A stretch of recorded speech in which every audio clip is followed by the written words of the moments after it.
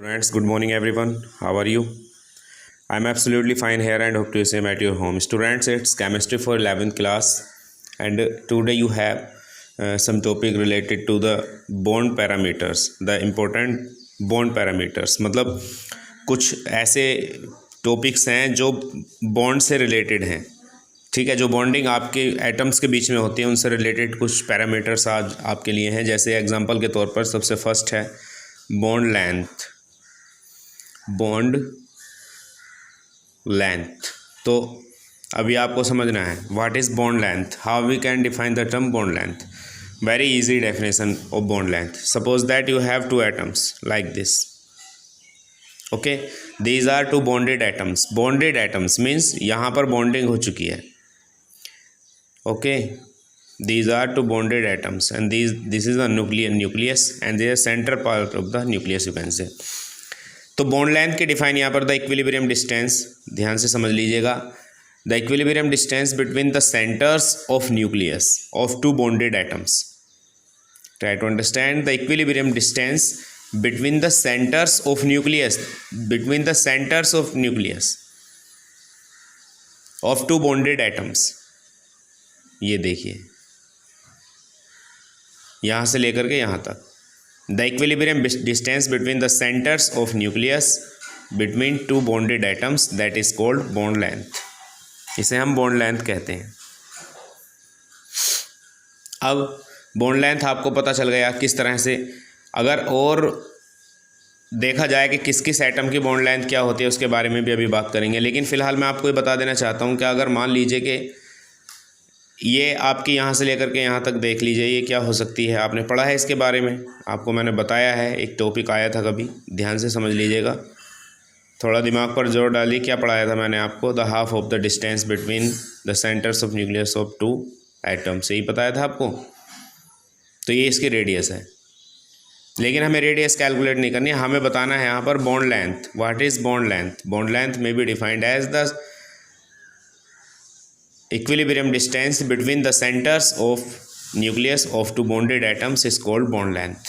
अब हम चलते हैं किस एटम की बॉन्ड लेंथ कितनी होती है, इसके बारे में अभी हमें बातें करनी हैं। अगर बात की जाए यहाँ देखिए, मैं आपको दिखाना चाहता हूँ, सपोज दैट ऐसे समझ लीजिए, carbon triple bond carbon, carbon double bond carbon and carbon single bond carbon. In such A situation bonding यहाँ पर भी है, बॉन्डिंग यहाँ पर भी है, बॉन्डिंग यहाँ पर भी है, तो बॉन्ड लेंथ की बात चल रही है। Bond length you know that is the equilibrium distance between the centres of nucleus of two bonded atoms. तो ये टू बॉन्डेड एटम्स हैं, ये भी टू बॉन्डेड एटम्स हैं, ये भी टू बॉन्डेड एटम्स हैं। तो यहाँ पर ये दिखाना है कि इनकी डिस्टेंस कितनी है, इनकी जो बॉन्ड लेंथ है वो कितनी है। यहाँ ट्रिपल बॉन्डिंग है, डबल बॉन्डिंग है, सिंगल बॉन्डिंग है। तो my dear students, always remember this thing that the bond length of single bonded atoms is always greater than those of double bond and triple bond। तो ध्यान रखिएगा, bond length यहाँ आपको पता लग गई है। बॉन्ड लेंथ जो सिंगल कोवेलेंट बॉन्डेड एटम्स होते हैं उनकी बॉन्ड लेंथ ज़्यादा होती है। जैसे कि आप देख पा रहे हो, कार्बन कार्बन के बीच में सिंगल कोवेलेंट बॉन्ड बना हुआ है तो इसकी बॉन्ड लेंथ ज़्यादा है, ठीक है। कार्बन कार्बन के बीच में जो बॉन्डिंग बनी हुई है उसकी बॉन्ड लेंथ कम है।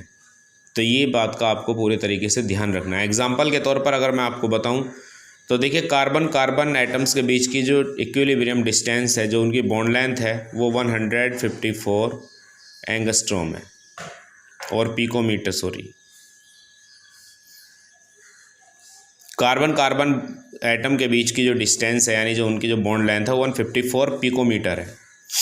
और जबकि अगर बात की जाए कार्बन और कार्बन डबल बॉन्डेड एटम्स के बीच की जो बॉन्ड लेंथ है वो कितनी है, तो वो 134, आई थिंक 134 पिकोमीटर।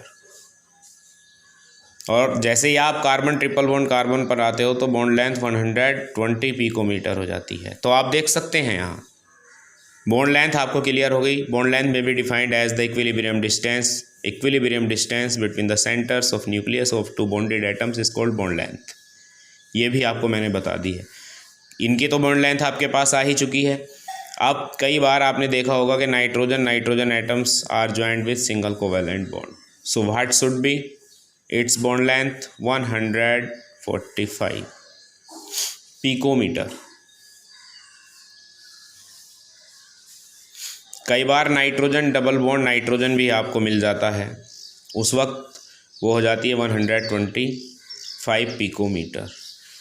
कई बार नाइट्रोजन ट्रिपल बॉन्ड नाइट्रोजन भी मिल जाता है, तो वो हो जाती है 110 पिकोमीटर। आप यहाँ भी देख लीजिए, सिंगल बॉन्डेड एटम्स की जो बॉन्ड लेंथ होगी वो हमेशा ज़्यादा होगी as compared to the double bonded and triple bonded atoms. Not only for carbon, केवल कार्बन के लिए नहीं है, ये सब के लिए है। ओके, ये हो गए अब तक आपके पास में 6 एग्जाम्पल्स आ गए। इसी के साथ मैं और आपको बता रहा हूँ, हाइड्रोजन और क्लोरीन के बीच में जो बॉन्ड लेंथ है वो 127 पिकोमीटर है। हाइड्रोजन और ब्रोमीन के बीच में 141 पिकोमीटर। ऐसा क्यों? Cl का एटम छोटा होता है, Br का एटम बड़ा होता है, तो इसलिए थोड़ी बॉन्ड लेंथ भी बढ़ जाएगी। इसी तरह अगर Hi पर जाते हो तो और ज़्यादा बढ़ जाएगी, क्योंकि ये काफ़ी बड़ा होता है आयोडीन का जो साइज़ होता है। इस तरह से आपके लिए ये एग्जांपल्स काफ़ी हैं। तो बॉन्ड लेंथ उम्मीद करता हूँ आपके समझ में आया होगा।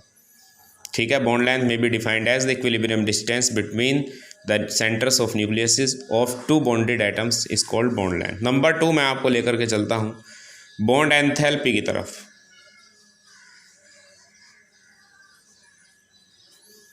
What is bond enthalpy?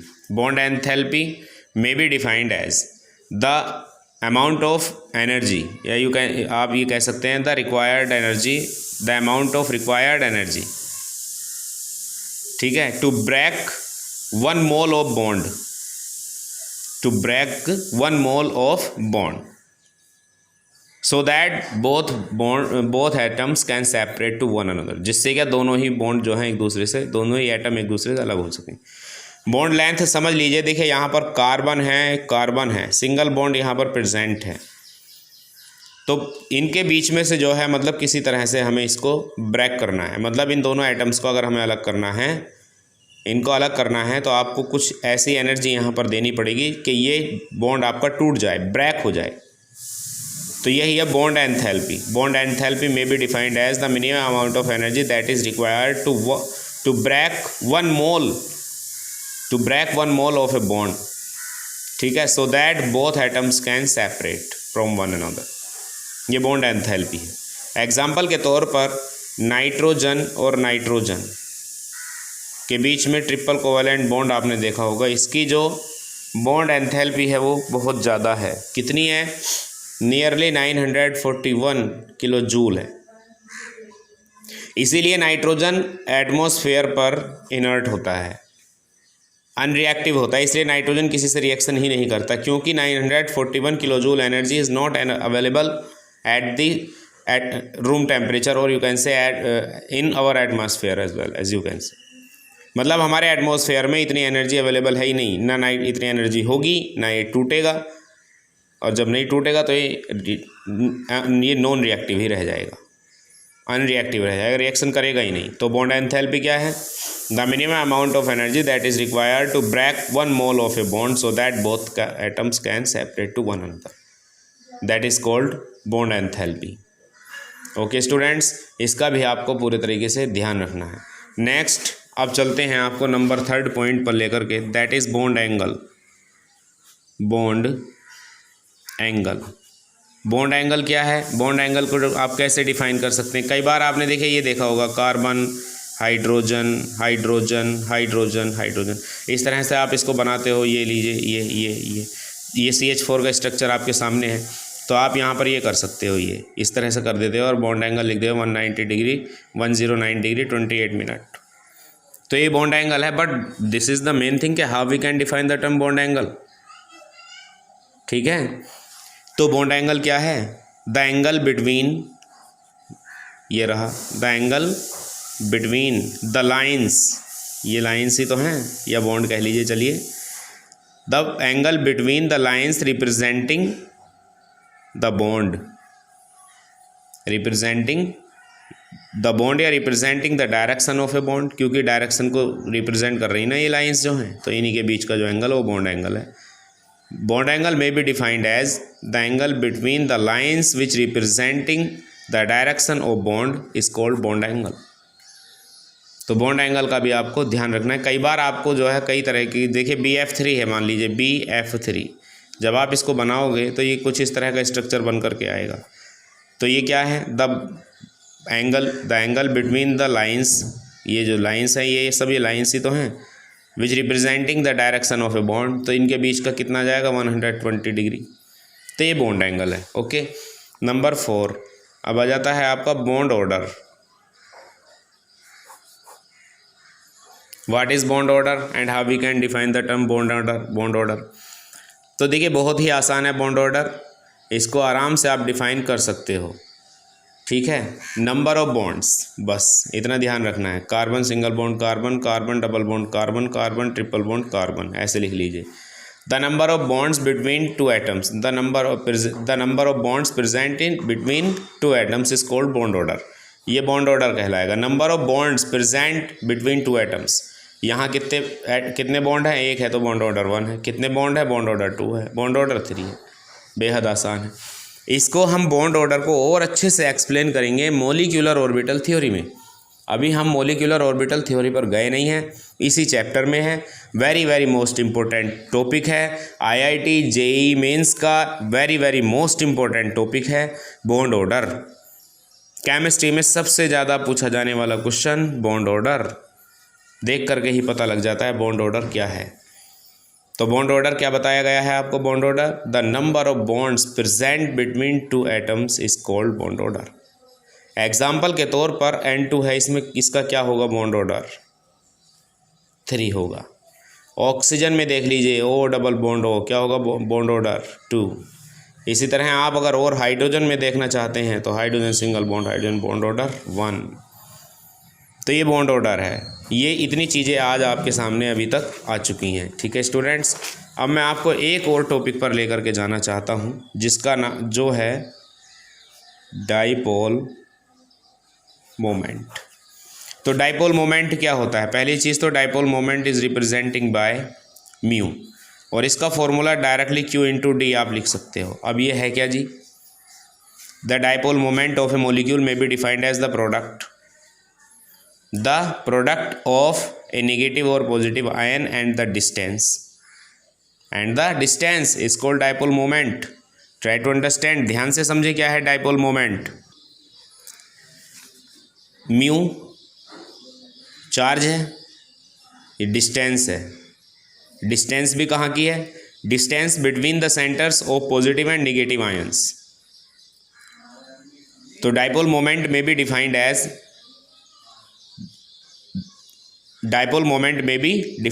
The product, ये प्रोडक्ट है, मल्टीप्लाई हो रही है, the product of the positive और negative ion and the distance between the centres of nucleus of negative and positive ions, that is called dipole moment. Dipole moment का आपको एक बहुत अच्छे तरीके से ध्यान रखना है, फॉर्मूला तो आपको आ गया mu is equal to Q/D। इस बात का आपको बहुत अच्छे से ध्यान रखना है,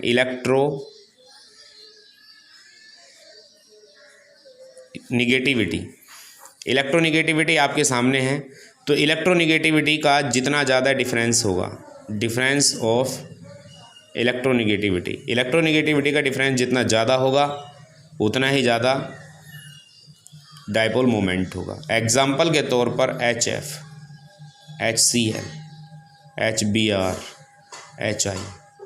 तो यहाँ देखेंगे अगर आप इलेक्ट्रोनिगेटिविटी का डिफरेंस, तो यहाँ फ्लोरीन और हाइड्रोजन में बहुत बड़ा डिफरेंस है। ये इलेक्ट्रोपॉजिटिव है, ये इलेक्ट्रोनिगेटिव है, इसकी इलेक्ट्रोनिगेटिविटी बहुत ज़्यादा है। तो क्योंकि इन दोनों में बहुत बड़ा गैप है, हाइड्रोजन एक इलेक्ट्रोपॉजिटिव है और इलेक्ट्रोनिगेटिव है, तो यहाँ अगर हम देखें इनके डाइपोल मोमेंट की बात करें तो 1.78 है, 1.78 D मतलब डीबे इसकी यूनिट होती है, ठीक है। और अगर और देखें HCl देखें तो H इलेक्ट्रोपॉजिटिव है और इसकी इलेक्ट्रोनिगेटिविटी कम हो गई, यानी कि इनके जो डिफरेंस है वो कम हो गया, इलेक्ट्रोनिगेटिविटी का डिफरेंस कम हो गया। तो इसका कितना 1.07 D है, HBr का 0.79 D है। और यहाँ देखें ये इलेक्ट्रोपॉजिटिव है और इसकी इलेक्ट्रोनिगेटिविटी तो सबसे कम है, तो यानी दोनों के बीच का इलेक्ट्रोनेगेटिविटी का डिफरेंस बिल्कुल कम हो गया, तो 0.38 dB है। तो ये है भाई, ये आपका है डाइपोल मोमेंट। डाइपोल मोमेंट में be defined as the product of the magnitude of positive और negative ion and distance between the centres of nucleus of two positive and negative ion, that is called dipole moment. ये dipole moment है।